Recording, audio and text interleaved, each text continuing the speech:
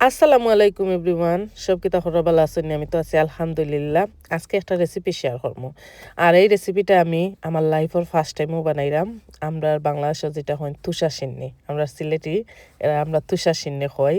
আগে খুব বেশি তুষা সিন্নি দেওয়া হইতো, তখন আসলে ইলাখান দেওয়া হয় না, শবে বরাতের সময় বিশেষ করে বেশি দেওয়া হইতো। তো আজকে আমি শবে বরাতের রাইতিটা বানাইলাম। এই তো আমি 1 কাপ চিনি দিছি আর 2 কাপ পানি দিলাম শিরা বানাইবার লাগে আর কি। আর আমি 2 কাপ ময়দা দিয়া করমু। আজকে আমার মিস্টেক হয়েছে একটা, ওটা আমি কারেক্ট করিয়া কইমু যেন আমি আমার ডেসক্রিপশনে লেখিয়া দিমু, কেউ যদি ও রেসিপি ফলো করিয়া বানাইন ইনশাল্লাহ পারফেক্ট হইব। আর আমি 2টা তেজপাতা দিছি, আমি এলাচি আর দিছি না, এখানে এলাচির গন্ধটা আমার কাছে ভাল লাগে না বেশি।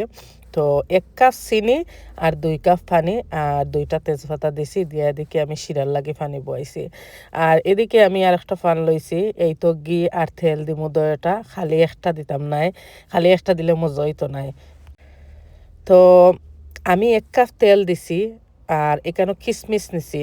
কিসমিস দিলে তো ভাল লাগে ইয়ের মাঝে, তুষারসিন্নির মাঝে। তো আমি বেশি করে কিসমিস নিছি।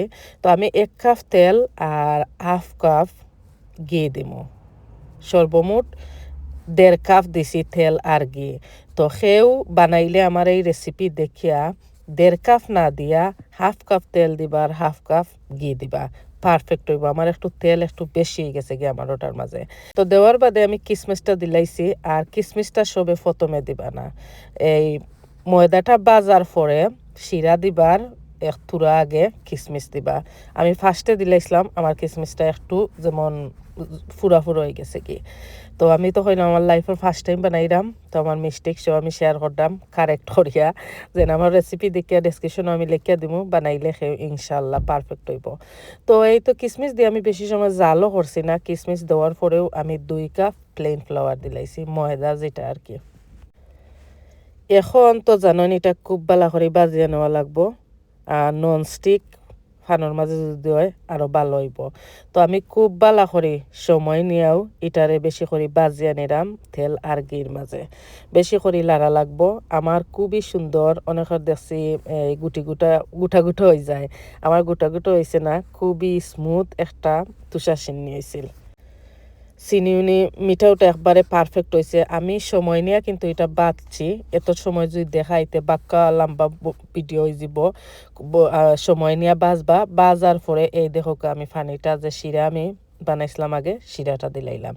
শিরাটা দিয়ে আরও কত সময় বেশি করে লাড়া লাগবো, লাগিয়া লাড়িয়া কত সময় এই একবারে স্লো হিটে কুকার এখন আমি একবারে লো করে লাইছি করিয়া, আর বেশি করে লাড়িয়া কি কত সময় কিতা 1-2 মিনিট ওলাখান রাখা লাগবো। এই তো ফাইনালি আমার তুষার সিন্নি হয়ে গেছে আলহামদুলিল্লাহ। আমি তো দেখে যে খুশি হয়েছি, আমি কতদিন ধরে বানাইতাম তো আজকে যেহেতু সবে বরাত বানাইলাই, দেখো মাশাআল্লাহ কতটা সুন্দর হয়েছে, মিঠাউটা পারফেক্ট হয়েছে, খালি তেল একটু বেশি হয়ে গেছে আর কি।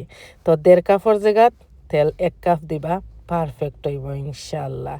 এই দেখো আলহামদুলিল্লাহ।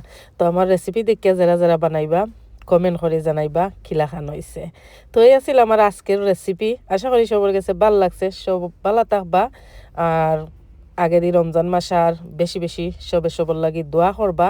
সবসময় তো দোয়া, বাট রমজান মাসে একটু স্পেশালি বেশি করে দোয়া কি। তো সব ভালো থাকবা, আল্লাহ হাফিজ।